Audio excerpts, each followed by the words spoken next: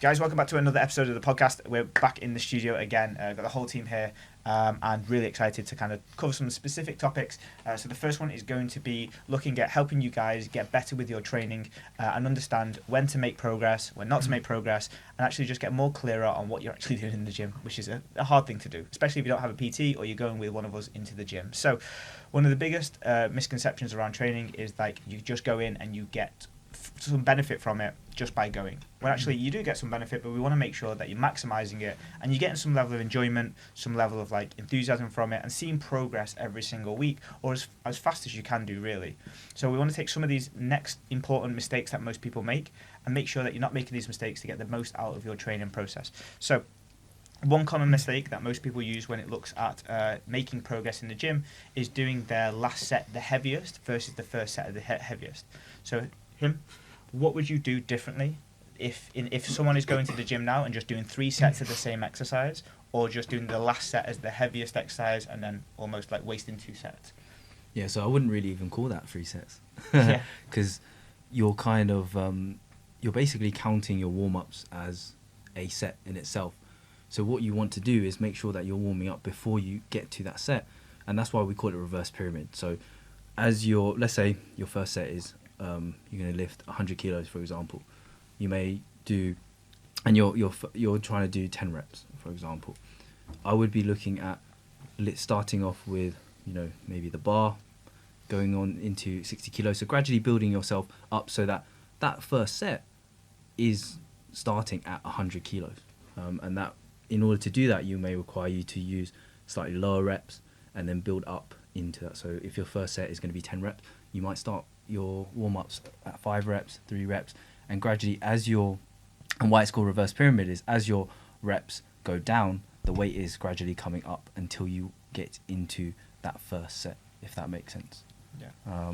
And why we want to do that is because essentially, like we said, we don't want to waste our energy on the work that doesn't really necessarily yield us the most gains as such. So the more weight that we actually lift, the more energy that we exert, the more calories that we burn, the more muscle that we're going to gain.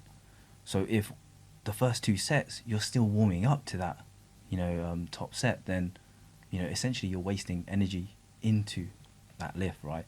So we want to increase our strength, and that starts from the first set, right, that we're trying to do, and ultimately not wasting energy. And a lot of people will think, I'm struggling to increase my loads, and that's because you're potentially doing 2 sets which are a lot lighter, that you know that you can already do that weight because you've done that the previous weeks, but then you're going into it and you're repeating that essentially the next week, and then by the time you get to your 3rd set, you're already exhausted. You've already done 20 reps of a sub-maximal weight. How do you expect to progress and lift heavier if you've already exhausted yourself? Yeah. I don't know if you guys have anything else to add on reverse pyramid. I think it's just about striking while the iron's hot. At the beginning of your workout, you're the freshest, you're the most neurologically fresh, you're not tired, and in those opportunities where you have the most energy available, you should be using it to the max that you can do. Most people will go into a gym, obviously if you're dieting with less calories, you've got a minimal amount of energy to spend before you get spent. So I would definitely encourage you to make sure that that first set is the heaviest that you could possibly do after a few warm-up sets, which you're not counting. And then as you get towards that 2nd set, if you've hit the rep range, that was the first set, then you would then do the same weight again. If you haven't hit the rep range, so that would be like 10 to 12, and you managed to get 9, then you would go down in weight and then basically get to the rep range that you want to from that side of things. So it's a step down approach, like a reverse pyramid, because you're exhausting all of your energy, then you're stepping down the weight so that you can exhaust your energy again, and you're stepping down the weight again to exhaust your energy again. And that would be the way to maximize the way that you can if you go in the gym 2, 3, 4 times a week, so that when you leave the gym, you're not just leaving stuff in the tank because you fatigued yourself early with minimal benefits. So yeah. I think that's why people get a bit confused as well. Like when they come in and they think, oh, you're only doing 3 sets, or maybe you're only doing 2 sets, and I'm used to doing 5. And that's because when we're actually doing the set, we're not counting those warm-up sets, whereas most people are counting those sets where they're building up to it. It's like, well, those aren't really benefiting me too much. They're just adding fatigue to myself. And, we're only counting the sets that really actually make a difference. And if we were to do 5 sets, that's 5 maximal sets, not, one maximal set, and the rest are just kind of warm ups and leading up to it. But we're gonna go through the warm ups. It's a lot of wasted volume, right? Yeah. It's a lot of time spent just doing, like, to the point of where, like, eventually where you get to a load that you could have been lifting for far better repetitions right at the beginning, but you slowly worked your way up to that load whilst accumulating a bunch of unnecessary fatigue along the way. Yeah. And I always see it as like sprinting as well. So if you're like Usain Bolt, for example, he's trying to run this 100 meters as fast as he possibly can, right? How many times is he going to be able to hit that world record in a row? Right. He's only going to be able to do that once, right? And we're no different. We're not going to be able to repetitively hit that high level of performance over and over again.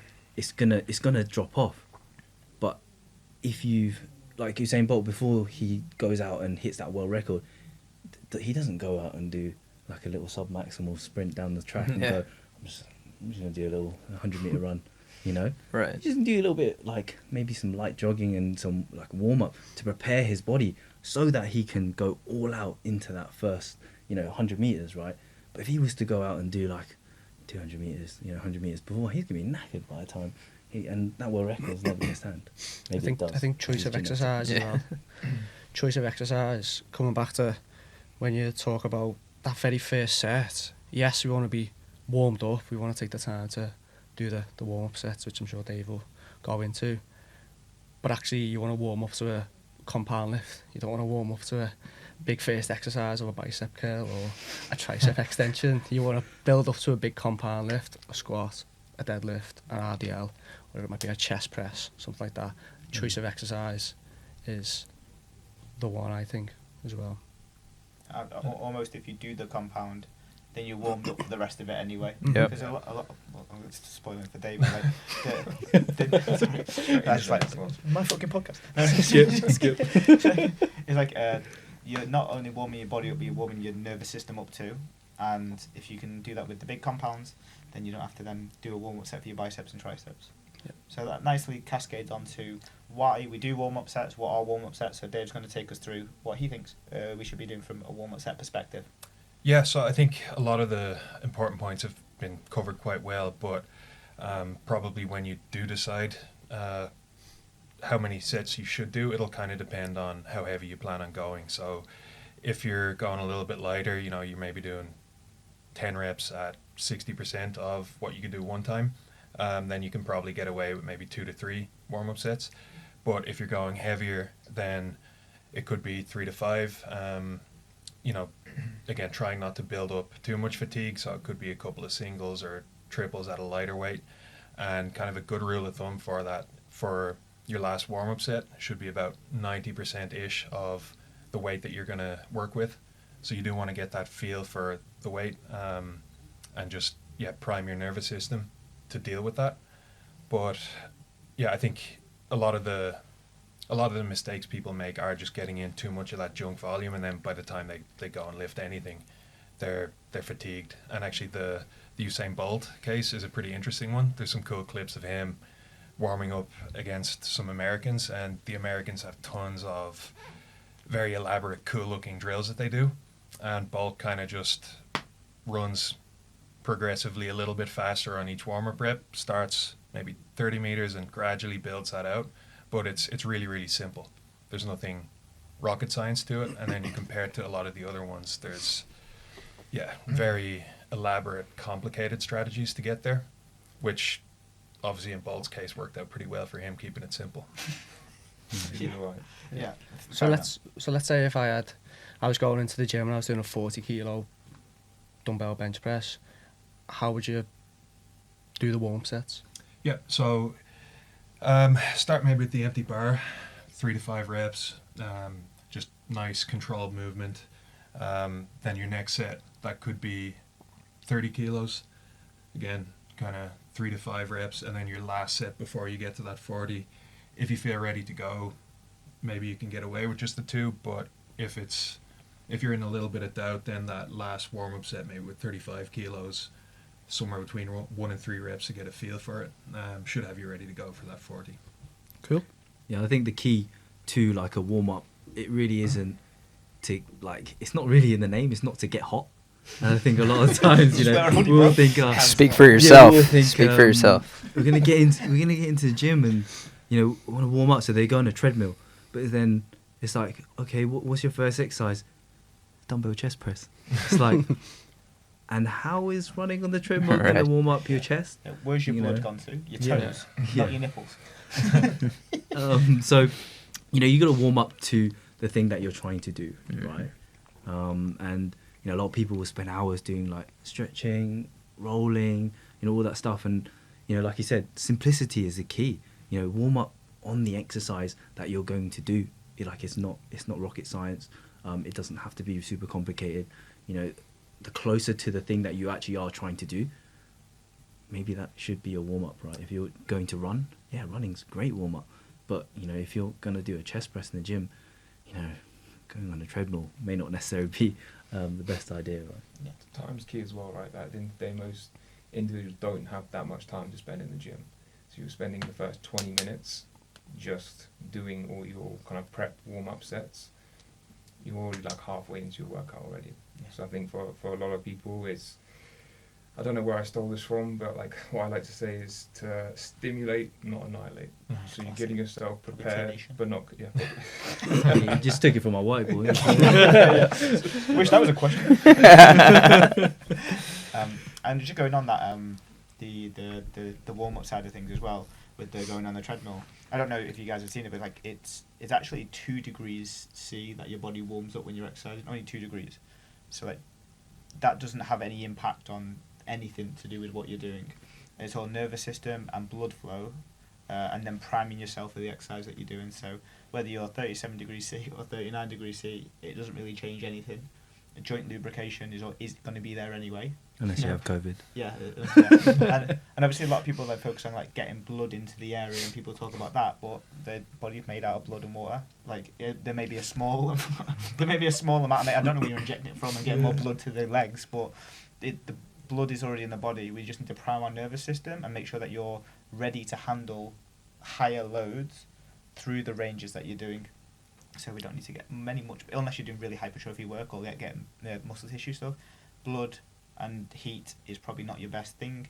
Preparation and practice is your best friend there.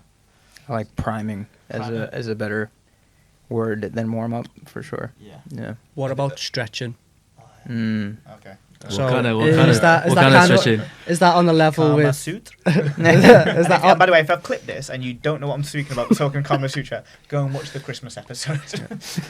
is stretching on par with treadmill? So here's the from my degree in sports rehabilitation and the years that I spent being a physio beforehand. The priming of the muscle tissue is around activation of your nervous system and more movement. But when you look at any type of stretching, any type of foam rolling, any type of things that is to do with prolonged stretching of the tissue, actually relaxes your nervous system, not activates it.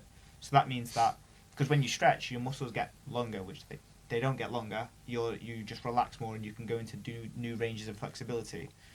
So you wouldn't want people to be more relaxed and more stretchy going into an exercise that has more weight. That's where injuries kind of occur, when you go into new ranges of motion that you can't control with your muscle tissue. So actually, if you want to do stretching, or when clients say to me, when should I do stretching? You haven't included that in my workout. And I'm like, yeah, because I'm keeping you safe. I'm not injuring you. If you want to do stretching and you want to do foam rolling, do it in a time where you want to relax, which is before bed or post-workout potentially. But you just have to think about, one is relaxing, and going into the gym is actually more activity, more exciting. They're 2 separate entities. And then, does it actually reduce injuries is another debate, and there was a good podcast with Lane Norton on recently who spoke about how there's no research sufficiently to say that static stretching or stretching decreases injury, and actually majority of the time injuries are down to lack of strength in particular ranges. So normally putting arms in different places or explosive power in different places, that's where the injuries start to occur, rather than actually static like stretching reducing it. So You could argue that training is stretching. oh yeah, Like Yeah. you're basically, it's basically a loaded stretch. You're doing a split squat with dumbbells. Like, what is that? You know, you're getting into a stretch position, right? And as you warm up, your range of motions is going to open up more and more and more, and it's going to be progressive. But that's progressive preparation for the challenge that you're trying to do, right? Rather than trying to force yourself into a range of motion that you may or may not possibly have. And I think that's something that I've learned more recently is I've had some issues with my neck, and what I found is actually when I force the stretch, it actually sometimes I force it into a position that it shouldn't be in, and it actually hurts more. Whereas when I actively contract into that position, so rather than pulling my head to the side, I'm actually forcibly contracting it myself.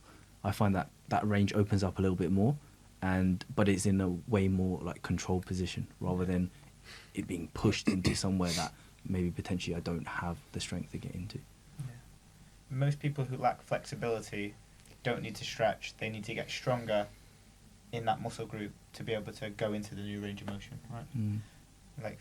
That whole element of if you ever want to try it now, bring your knee up to your hip or to your face, and then all you have to do is think about, okay, what would normally people would say, if I want to increase this, I might have to stretch my hip flexor or my hamstrings. But if you look at this, if I put my hand on my knee, and that means I'm contracting my hip flexors and getting them activated, I now go up higher. And that's just simply by activating the muscle tissue, getting them stronger acutely, gives me more flexibility, which means that I can go deeper in a squat, I can go deeper in an RDL, just by doing activation stuff, not relaxing stuff. So, live demo. Okay, so Wicked, what is the topic that you've got for us, Tom? When to make progress in the gym. A lot of clients, and there's a lot of misinformation and unfortunate people who don't know when to go up or essentially how to make progress in the gym. So, I mean, I always tell my clients there's a few ways to get progression. Let's say we've gone past the warm-up stage, we've got dead simple 3 sets of 10 reps. If it gets to a point where you're lifting, let's say 100 kilos, dead simple, bench press, 10 reps, 3 times over, and don't know how to get past that point. Now the first one would be, well, are we just going for numbers? You hit 100 kilos, 10 reps, are you just aiming for that because that is your rep target? We see it all the time. A lot of people just push the weight knowing that they've got 10 reps to hit. That is the first issue. So then it's a case of trying to get more reps, a bit more volume in. That's the first point. If you are going for 10 reps and your 7th, 8th, 9th rep is fairly easy and you're stopping at 10, then that weight is potentially too light. For that particular set, if I was training someone, I'd be like, okay, let's push further, get into grips with where they're at. In terms of, I suppose, progressing past that 100 kilos, if I say there's various ways to do this. You can go volume-based, weight-based, time-based. If we're looking just purely at volume, I say, okay, let's get more than 10 reps. Let's aim for that. We've got 3 sets. If you're hitting 10 on the first one, okay, fine. Maybe push a little bit more the next time. 12, great. Then go for 11, 10, if that's doable, okay? If it's weight-based, and again, both signs of progress, let's up the weight. If you're chasing a rep target, a set target, and you're stopping at 10, that weight is too light, let's bang it up. At 1.5, 2.5, 5, if the reps are there.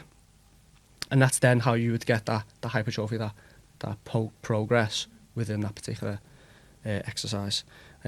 Tempo and things like that, I will come to in a second. It's a little bit more complicated, I would say. Any takers on that? Any thoughts on that? What about if so you got some people who obviously there's clients that will tell, and people watching this, you'll understand that principle. But sometimes they just can't push themselves to that limit. What do you guys kind of do for that? I think it's a lack of fear, right? I think a lot of times clients go to normally is just to increase more repetitions, because more reps seems way more feasible than going up 2.5, 5 or 10 kilos. And there's that hesitancy to do that just in case they're not doing it quite right, and therefore they don't want to increase the chance of injury. So it's a lot more, again, like convenient just to go an extra rep or 2 reps. But I think a lot of the times what clients or, you know, most people don't have is just that, you know, confirmation or confidence to know that actually technique is good, like you're safe and you're progressing, you know, even the challenge that you currently have isn't significant enough. We can see that you're doing 12 repetitions quite comfortably, the reps aren't slowing up, they're not becoming any more challenging, you're perfectly fine to go up by that 5 kilos. And that's all that somebody needs sometimes, just for like, oh, okay, cool. Like, but I think a lot of times it's just due to that lack of confidence and knowing whether they're safe to do so. How do you guys think about like lifting to failure? Like, what does that mean to you? Like, how are you defining failure? Is it, you know, whether you're doing more reps or more weight? Is it the point at which your form is breaking down, or like, is it okay to cheat a little bit to, you know, to get that last rep out? And is that failure? Opening a can of worms. That's a complex issue. So I think if we're looking at the context of if like him was training, it would be a completely different game because him's a mutant. But like, let's say for example, Gen Pop. Yeah. If we were talking about you know, Pooja on the street, is that we would What want street food? Yeah, street food. Yeah. Another reference to the Christmas show. So if Pooja was going into the gym and she wanted to progress, and she was like, I've seen this video on T Nation or Charles Thibodeau talking about training to failure, or one of the big bodybuilders in the gym, and she was like, how do I do that, and is it right for me? I think there's like a couple of steps that you need to go to before you understand what failure is. So him's failure would be where he is technically perfect and he has gone for as many as he possibly could, and he has either, depending on how he wants to look at it, he goes all the way to failure where like he's at the bottom of a rep and he's pushing so hard and it's not moving. That would be classed as like mechanical failure. You cannot mechanically move it at all with perfect technique. But for most people, they want to look at failure as something in which the rep is really, really, really slow, and I think that's the safest way to look at it from like Pooja's perspective. Right. As most technically sound as you can be, with like your arms not moving around or your legs waving around anywhere, with a good slow tempo, and you get to a point where the last rep is where it's like really, really hard, and then you get to that top. I think that's as good as it can be for someone that's new to training. And over time, your perspective and your perception of hard will also decrease as well. So that 30 kilos that you thought your eyes were popping out on now becomes easier, and now that 60 becomes like your eye-popping exercise. And it's an exposure to hard that I think we seen as when we used to PT, right? That in the first week of a training session, people were like screaming on a leg press or definitely a pendulum. And then in the third week, they were doing 3 times the amount of weight. Still screaming, but they were doing 3 times the amount of weight. It's because their perception of effort became less as well. So they worked harder. They were able to get more out of it because they exposed themselves to that upper echelons of work into failure. That became that new level of effort that they were producing. So I think for anyone going to the gym on their own, I think the best way to look at it is technically be the same from rep 1 to rep 10, be as slow from rep 1 to rep 10, but you want to get to a point where your reps are really hard and testing where it's not just self-imposed. Because if you decide that you're finishing, that's not failure, that's mind failure, not physical failure. If you're like, oh, that was, I stopped at 10 because I definitely couldn't get my 11th. It's like, well, if you're new to training, you don't know if you could or not. If him goes in the gym, he knows his numbers so that he could go, actually, if I got that extra one, I'd bury myself and I'd be off training for a week.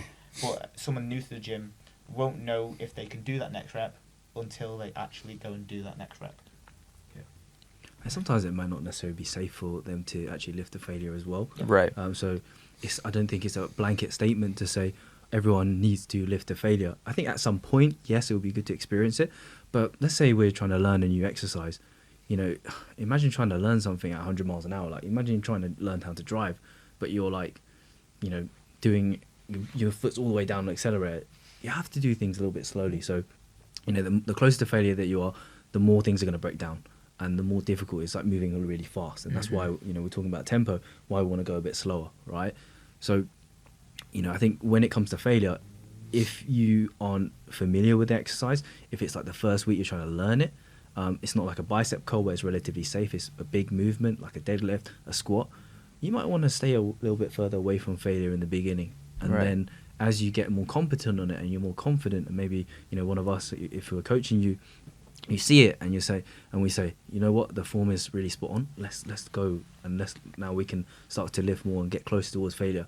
Maybe that's the green light that you need to then push a little bit harder.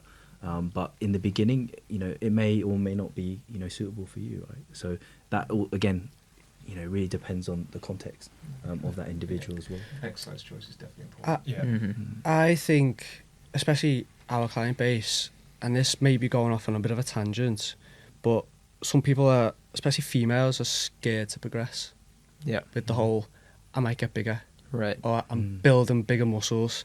I think it's quite important to address the whole testosterone versus estrogen levels in women versus men, especially the South Asians. I think just in general, it's obviously a big concern, and it's almost like doing one day at work on your own business and thinking that you're going to be a millionaire. It's very big differences, or doing one day of baking a cake and now you're a master chef. There's like a massive difference between the couple. But it's a right thing to assume, right? Because they just see guys go to the gym and they look like this, so it must be death by association. That guy goes there, he looks like a beefcake, and therefore if I do the same thing he's doing, then I'm gonna look like that too. But male and females are significantly different, and training experience and time's the biggest healer and builder. Yeah. So if someone has been in the gym since they're 15 all the way to their 40, they will have accumulated muscle tissue just by time and effort. Whereas if you're 40 years old and this is your first month in the gym, or you've been to some classes before, or you've lifted a few lessons in PT, that's a different span of time. That's 25 years versus your 2 months, 3 months of proper training. You've got another 15 years until you get massive. If you continue to train like they've been training, which you wouldn't do because they've been training just for muscle growth. So I think the hormone side of things just means that it's reasonably impossible for you to get that way. We've been trying for years. And we're not, Still not big enough. Yeah, still We're still sad. yeah, still sad. That's why we're coaches and not bodybuilders. But we if guys are trying to grow muscle tissue really fast and as much as they can do, and they only just get there, like women are, I don't know what the percentile difference is, but they said well enough for us to say that you don't need to worry about it. So I think the progression side of things comes at a fear of the unknown of what happens if I do this. But I think that also relates back to the training to failure stuff, because most people won't test themselves because what if I cannot do the next one? What happens if I get stuck at the bottom of a squat? Or what happens if I'm at the bottom of the leg press and I'm kissing my knees or whatever it is?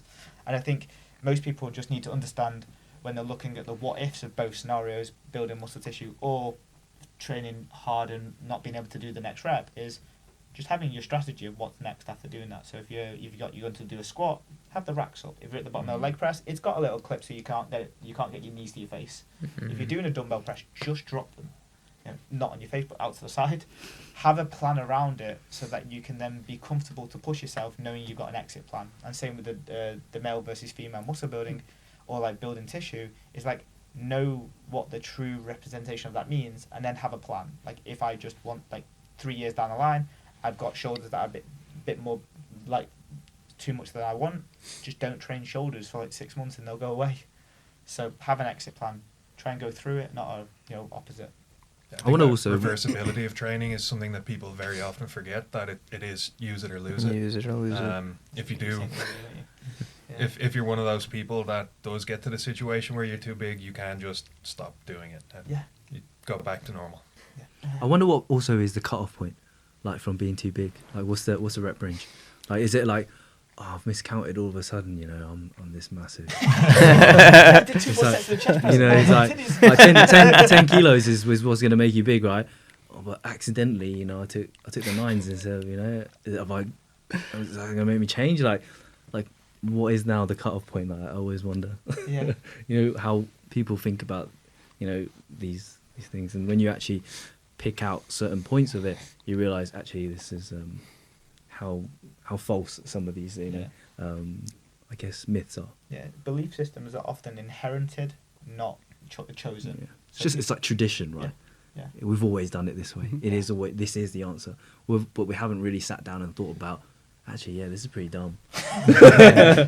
You know? People get comfortable, don't they, as well, in the gym. Yeah. Very easy to go into the gym and be like, right, I lifted 10 kilos split squats last week. I'm just going to stick on that. And After a busy day. yeah, just like there's no progression. I think obviously that's where we come in. It's like, no, you need to go up. Like, you've been hitting 3 sets of 10 for the past 4 weeks. Right. What's going on? Like, and that's where you should be pushing that and coming out of your comfort zone. You don't progress by being comfortable.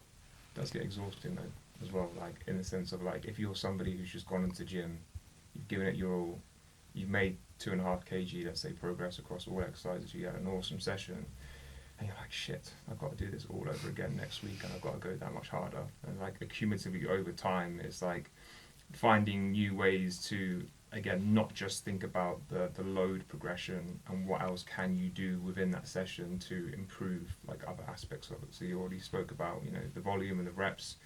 I think the load is normally the go-to, but even just from like a technical aspect. So like, so that's when the kind of the coaching comes in, the viewing of a client's exercise and seeing where they normally do hit failure or where there are some limiting factors and how they can just spend time improving the quality of a pull-up or a squat or a deadlift, and that in itself is going to lead to better progress down the line, as opposed to constantly feeling like you have to go heavier and heavier and heavier. Go ahead, I Tom. mentioned the topic because I think it's not something that I would certainly recommend to clients who we coach, especially general population, come in, getting used to the gym. It's very, very raw. You don't want to be saying to them, right, okay, you can do that, just about technique is right. Now I want you to do it 3 times slower. I think as you progress and people who are... Just to interrupt you, Go on. shall we start with what tempo is? Just to clarify. Okay. Yeah. Yeah. We'll Just so that people are on the same page. just we're behind it. Tempo in the context of lifting weights is you have a set or target of, let's say, 10 reps. You slow down that exercise. So instead of just thinking of moving the weight and coming down, it's a chest press, you're coming down to your chest, you're moving it back up. It's a slow progression. You're coming down 4 seconds, maybe a little hold at the bottom for 1 second, 2 seconds up. It's that tempo, it's the time under tension. Yeah. Plus, there's like the different phases of the rep, right? There's like the eccentric phase, the lengthening of the muscle under tension. That's the eccentric phase, which is, I think, arguably like the most important for hypertrophy. Would you guys agree with that? Or maybe more isometric or... Just for everything. just for everything, right? That negative rep. That's the strongest point, isn't it? Yeah. On the way down, you can handle the most load, Mm. but it also is where the most tension is, because think of an elastic band, the more you pull it away from each other, the more it gets like that wiry thing where you could just slap it in a bings, like a guitar string. So that means that both ends are pulling away from each other. And at that point, if weight's on one side and your bone is on the other, the muscle is being pushed away, and that's where it's creating microfibril tears. And like keeping it super simple, it creates more tension, which then promotes the growth and strength process of like progression. Right. So then I think like an example like chest press, barbell chest press, really spending the time to elongate that muscle, like and focusing on that 3-4 seconds down and being really explosive on the way up. I think a lot of people kind of flip that, but what are your guys' thoughts on just different tempo patterns, like when we say like 3-0, 1-0, or I think a lot of times, like for our clients, when they see those numbers, they're like they don't know what that means. Yeah, but that's hard. Yeah. You have to going down slowly. It's hard. It's easy to go fast. Right. So why would I do that? Right. This is painful getting here. Yeah. I'm doing this. Right. Let me quickly finish this. Yeah. So I can go back. And breathing also becomes like really, really important and underrated. When I view a lot of my clients' videos, they're like not breathing. Like they did like they're Progressively more and more red. Yeah. But when you really like kind of focus on breathing, actually the exercise gets a little bit easier, I think, in some ways. Down, right? Yeah. Rather than being like, So I personally think if we're looking at like tempo wise, I think if you look at a beginner, I think there's almost like a broad sweeping statement of like the slow and the down is the word control. Mm. I don't know who used to say it to me, but like, if you can't stop at any point during that up and down movement and stop dead straight away, you're not in control. You're Mhm. always, that's momentum building you, and momentum is a separate topic for lifting weights. But when you're learning to be in control, so that your elbows are not flying everywhere, your legs are not flying everywhere, you're not getting injured, and you want to know what sound technique is and practice it. Because if we've given you some advice and been like, hey, when you go down the bottom of an RDL, you need to keep your chest up. But if you're doing it so fast, as him said before, he's driving a car at 100 miles an hour, you're not going to be able to make that adjustment off the turning light signal. Right. So being able to be completely in control on the down, on the hold, on the up is your safest, most effective thing for learning, progress, and also just making sure you know that you know what you're doing as opposed to happening by chance. Right. Because you might be able to get it up to the top, but if you've lifted your butt off the seat, or you've arched your back, or your elbows have gone around the long way when you're doing a dumbbell press, or your elbows are like you're doing like a chest press like this when you're hugging yourself, as opposed to like when you're doing a fly, coming across that way, you're not going to be able to control that or know that you're not doing it because you're going so fast. You're trying to get it done. Yeah. And you're risking injury potentially too. Well, I'm Yeah. looking like a dumbass as well. Yeah. That's can't Just forget like about that. broad It's advice, quick. right? Broad advice you could just say to the vast majority of people, if you were to slow down all your exercises, you would probably get better progress. Yes, it would be more challenging, but then again, as we're just saying, then there'd be a lesser chance, like, or risk of injury across the board. So I think for most people across the board, regardless of whether it's 4 seconds on the way down or 3 seconds on the way down, just for the majority of your exercises, you just need to slow them down full stop. Mhm. A lot of the times it feels a lot slower than it looks, right? Oh, yeah. So, Mhm. what do we do about that? Yeah. How do we manage that? Count slower. Yeah. You know Actually what it's count. like? Yeah, yeah. So You know what it's like 1, 2, when- 3, 4, 5. Literally, it's like that. You go to quite okay, so you go to 3 seconds on the way down. Okay, and two, already back up again. It's like Well, 1, 2, 3. it's like, so on average, it should probably take you about 3 seconds per repetition. 10 reps, 30 seconds. You just did the whole set in 10 seconds. And like, I don't get what I'm doing wrong. Okay. I always look at the video, you know, when the client sends it to you, the video, and if the set is like 30 seconds long, and that includes them walking up to the camera, pressing record, and leaving and turning it off, then your set Grabbing is a 10 water break in seconds. between, Yeah, like- your set is 10 seconds, you know, long, and you've just done 15 reps in 10 seconds. That's That's so impressive. That is impressively quick. But yeah, so if you look at your video and you cut it down and you actually chop it to see how long you actually done that exercise, you know, well, 10 seconds is probably not long enough for 15 reps. So we need to, that's something to consider as well, for sure. I think also it comes back to, I think, the point that you made there about progressing, and it's hard, it's tough, especially if you're going after that load, knowing that you've just smashed out a big workout, you've whacked up 2.5 kilos every exercise, and you're buzzing, knowing that actually next week I'm going to have to do it again. But if that may not, it's unlikely to happen, gets to a point where it's incredibly tough, Let me speed it up. that's where the tempo comes in. That's where slowing it down and ensuring that you're firstly getting the full range of motion, because when you say people slow it down, it sometimes turns into a half rep. But again, it comes back to the control point. And obviously, still aiming for that weight that you done the previous week where you absolutely smashed it, but slowing it down. See, can you get better at that weight? Not looking to increase the weight every single week, because a lot of people do that. It's only progress if all the variables are consistent, Yeah. right? If everything is the same, and then you add weight, that's, you know, progress. Mhm. If you're changing something in order to progress, then that kind of defeats the purpose, right? Yeah. I think that's just a general term like called milking the weight, isn't it? Yeah. Like you milk as much as you can out of the weight that you've got, because you only have to go up again. And some people progress too fast between the weights, and that's when their tendons can't keep up with the load, especially at heavier weights, so they end up getting shoulder pain or knee pain.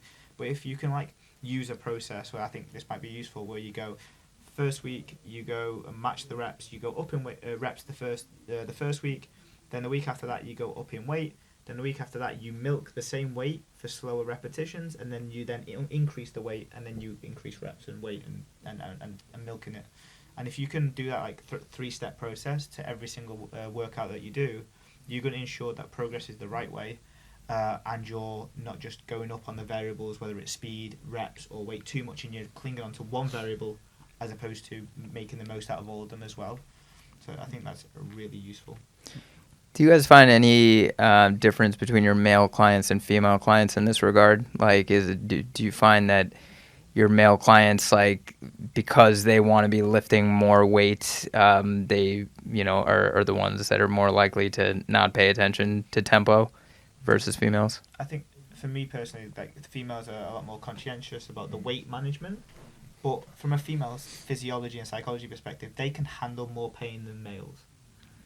Truth. That's a wonderful thing. Truth. But like they can tolerate more because of their low tissue that they have. Actually, sometimes having less muscle tissue sometimes an advantage.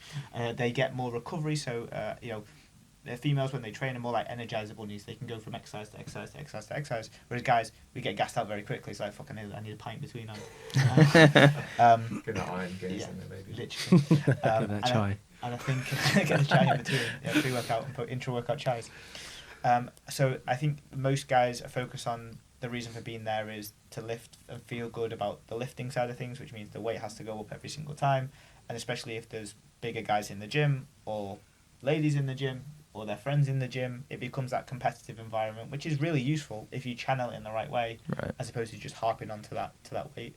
I'd be interested to know, Dave, like, how did you find when you worked in like the strength and conditioning area? How did you find like the guys' mindset around progression and load and stuff like that?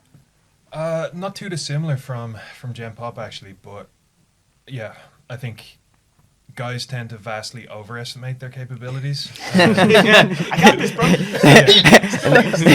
Even outside of the weight room, Overmeasured.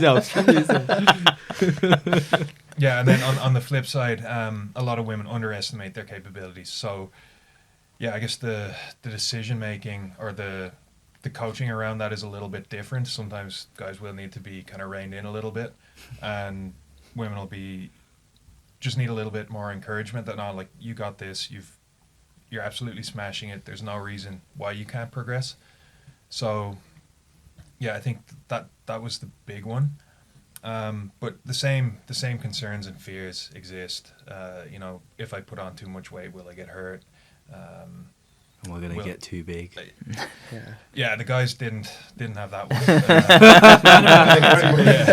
one. When's it coming, baby? Yeah, they want to fit into their extra medium t-shirt. Look at me now! Look at me now! But I think one thing, particularly in team sports with women, kind of reframing the idea of getting too big versus kind of building armor, and you're strengthening yourself, you're making your body more resilient to the demands that you face in life. Reframing the discussion to that, I think, has been helpful. I love that, actually. I've never heard that before. Let's do that a little bit more then. So, like, not do it a bit more, but like when we talk about the armory for females to strength train and get that muscle tissue on, what benefits? So people are going to be like, yeah, but I don't need armory. I'm not in war. But like, what do we mean by armory, and why is that beneficial? Well, particularly for women, just the bone mineral density that can decline with age. Strength training is a really good way to increase that bone mineral density and prevent injuries from falls later in life. Also, we have heaps of things that we need to do in daily life. We need to carry stuff. We need to move things from A to B. And just if you have a bigger maximal capacity or a strength reserve, whatever you want to call it, then all of those daily activities that we all do become relatively easier. Go hold them babies, you know what I mean? Yeah. All them babies, yeah. So yeah, Milo of Croton, the progressive increase in weight with the baby. Yeah. But yeah, like if you Was that do, the lamb? I was Yeah, that guy. yeah. Is that the guy with the Milo of lamb? Croton, yeah. Would you like to go and tell the story of the Greek god? Go always. Yeah, the Greek god, I guess he's one of the original analogies around strength training. So his idea was he carried a little calf up and down a hill every day. I don't know why. I don't know where he got the idea. It's gonna eat it. Why not? Yeah. Why not? As the calf grew into a cow and a bull, just by doing that little incremental step every day, he was able to get it up the hill. And 2 or 3 years later, he was lifting a fully grown cow, when at the start the little little calf was a challenge. Fucking hell, fair play. I call bullshit. So that's a challenge then, him. Yeah, that's it. Would you Next cope now? autonomy event, the success day is who can get the cows at the top. But I think that's really important because most people don't see the benefit of like going further and reaching further in their progress and their strength training because they don't see an immediate value. But that whole statement around if you have a better capacity or you can lift more, your daily activities are going to be easier. Most people's strength levels and fitness levels are so close to just their bare minimum that when they do the grocery shop or they do like a 10k steps walk, that's their max capacity and they find the hardest thing possible. Whereas like when you have clients who do like the 15, 20k steps and then they do it like whether they're doing a shoot or a photo shoot, they then find 10k really easy when they go back to it. And that's the beauty of that element is that you've got an opportunity to test your strength reserves, which I really like. And then every day-to-day life becomes easier. And most people, especially females like with kids and all of the jobs that they have to do in their house and all of the stuff, is like if their life was easier and their physical exertion was lower because they were fitter, they would be better suited to having a positive outlook on the things that they have to do. Yeah. So that's a very good statement. There's also another benefit of it. By getting stronger, actually, from those daily activities, you recover quicker too. So the stuff that is challenging and maybe you're a little bit sore, if you compare a stronger person to a weaker person, they could do the exact same task, but the stronger one will recover quicker. They'll be back to that baseline level of freshness much quicker than someone without that. Yeah, and I can definitely speak to that and like the surgical perspective, like, in my orthopedic surgery background, first of all, everything you said about bone mineral density and preventing, falls and things like that later in life, as someone that's like fixed a lot of hip fractures in older women, like I wonder how many of those could have been prevented or delayed had strength training been a part of, this person's life, earlier on. But even, before a knee replacement or, any kind of elective surgeries, if your pre-operative level of conditioning is higher, your recovery is just going to be that much better. So, just to use that as a particular example, but any type of recovery, absolutely agree that, if your level of conditioning and your level of muscle mass is greater, then you're just going to recover a lot quicker. I'll flip that as well, with, a lot of times, people don't, especially some of our female clients who don't train to that degree that they can, you get those comments that say, I'm bored of the training, like I don't enjoy it. And a lot of that is because you're simply not challenging yourself enough, which is why you're feeling that boredom of that training. So if I said to you, hey, go out for a run every single day, and, you just kept at the same time every day, same distance, same time, yeah, you're going to get bloody bored of it, right? Because you're just doing it the same. But when you see the improvements and you go, oh, today I ran this distance, and then, next week I'm running more. And it's not that thing itself is that interesting. Running is boring, right? Sorry if you really like running. But it's that chasing of that progression that we all love. That is what makes it interesting. If you look at anybody who's done things to an elite level, like David Beckham, the guy just kicks a football, right? He's just kicking a ball all the time. But the man's done it a year after year after year after year. But it's the improvements that he's seeing of that, which is why he still does it, right? And obviously he enjoys the game but he's seeing the improvements from it. And I think if you are finding your training boring, start to log your training, start to actually see the progression and actually challenge yourself to push yourself to a bit harder. And when you start to see those improvements and that progress, that's where you're going to get that enjoyment. That's where you're going to get the love for training. And that's when it's going to stick around for a lot longer. I think that's where the mental side of it comes into play, because we spoke about the benefits of physically, you're going to be better, you recover quicker, you'll be able to probably do more each day. But actually that mental side of it, that challenge, we coach clients who are successful business men and women who are incredibly busy, have got families, mentally draining. But actually the little stint in the gym where you're like, I'm going to smash this, I'm going to get this, I'm not going to just do the same run every single day, which is mundane, you get tired of it, you get bored of it. I'm going to actually challenge myself here and getting close to it or achieving it gives you that mental boost. We all know physically how lifting weights and working out makes us feel because of the endorphins that are released. But actually overcoming that challenge and thinking to himself, do you know what, I've got challenges outside of the gym, work's busy, we all have setbacks, whether it's work life, home life, but actually in that moment, in that gym, that is you versus whatever's in front of you, and that's where you smash it. And I think that's what then lifts you mentally. And because you're also, like, if you're bored in the gym, it more than likely means that you're going to be thinking about other things. So you're not getting a mental reprieve. Whereas if it's you versus you and that exercise, and that's what you think about, you got your whatever, your Taylor Swift in your ears. Autonomy podcast. Yeah, or listening to the Autonomy podcast, the Christmas edition, is that you're going to be focused on one thing and one thing only, which means that your brain is not thinking about the 50 million other things that you've got to do in the house, in the life, in the work. And when you don't have multiple things on your brain, you can't be overwhelmed. You're just focused on one entire thing. And some people just need that breathe and that reprieve, but most people don't give themselves that because they're not focused on the things that they need to, like the progress, because if they're bored or they don't know where to channel their focus, reps, sets, weight, tempo, progression, technique, they just end up thinking about whatever else they're doing in the gym. Whatever else outside of the gym in the gym, so they don't get a mental reprieve, they don't get to challenge their resilience, they don't get to progress, they take less interest in it, and then now why are you there? When I've got 10 other things outside of here to do, that's way more important than lifting this measly weight. So I think it's really important. Have you ever thought about that whole element of like why people don't invest into like the progression of training, very similar to how like people look at food and beer? So like, have you ever met that person? Like, I think that you're maybe part of this. It's like, right, like The easiest one to refer to.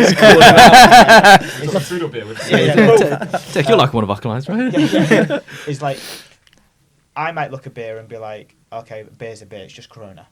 But if you've took a vested interest in beer and tried all the craft beers, and here we go, and you tried the different variations and you know the difference between the stouts and the variations, you take more enjoyment in the process of understanding and trying tasting beers because you have more knowledge and progression about it, right?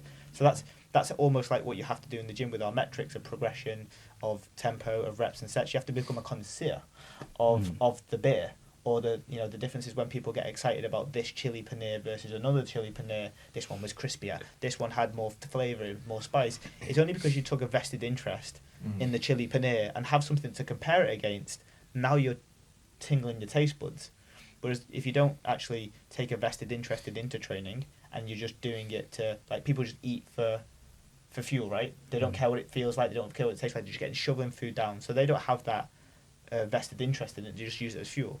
Whereas the beer scenario, and hopefully when people see that, they're like, if you invest more into it and you look at the metrics that you're looking at, the stouts, the hops, whatever it is, you can then take more care and attention into the variations there. Yeah, 100%. And like I said, it definitely is a crossover with like training. Even like the understanding, to be fair, that'll probably go into the topic of, making sure, knowing how do you know whether you're doing the exercises correctly in the gym is like tied into like, do you even know what you're doing the exercise for, like the purpose behind the exercise and the muscle and stuff that you're trying to challenge. So I think a lot of people in general lack obviously the education, but also don't tend to take too much of an interest where it would benefit them like massively, not only from a progress point of view, but also just from an enjoyment perspective. Like going back to like the one-to-one PT days, like when you're working with a client, they've been training for like the last 5 years by themselves, they come in and PT with you, they do a pull down, but they don't know what the pull down's for. They're just doing it from A to B, and all of a sudden, you start telling them where their lats are, and this is where they should be feeling it, and they start feeling, they're like, fucking hell, what the hell is this? Oh, these little puppies. Exactly. And then all of a sudden, just by that little kind of understanding and awareness of these muscle groups and how they can better position themselves and set themselves up for it, it brings a whole new level of enjoyment for the training side of things. Yeah, spot on. So what is the best beer? What is the best?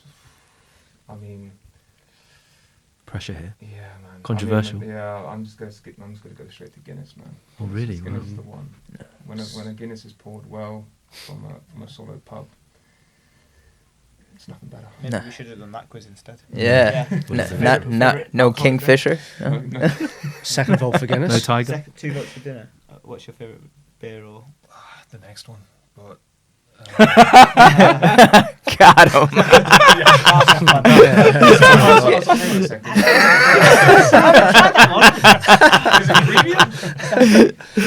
Irish Dave. Favorite. Drink in general. Or Um, beers. I mean, I'm gonna have to go with Coca-Cola my Zero, right? Coke Zero. I'm Yeah. gonna have to say Black Label, Johnny Walker. Oh wow. Or, I think they should rebrand that Brown Label. By the way, I think we're keeping them Yeah, in business. literally. Him. You got Indian name for Johnny Walker to call it. Jagadish Walker. I don't know. Jagadish Walker Brown Label. Yeah, Brown Label. Okay. Him, you? I don't really drink alcohol, but I think I prefer more like the sweeter stuff. So like Ribena. Strawberry daiquiri. yeah, like, you know, the stuff with like Him's Hard yeah, Lemonade. Strawberry yeah, daiquiri. with a nice straw, something like that, with the umbrellas. Oh, yeah, pina colada. Oh, yeah. something like that. Yeah, Yeah. coconut, you know, electrolytes and that. Yeah. Electrolytes.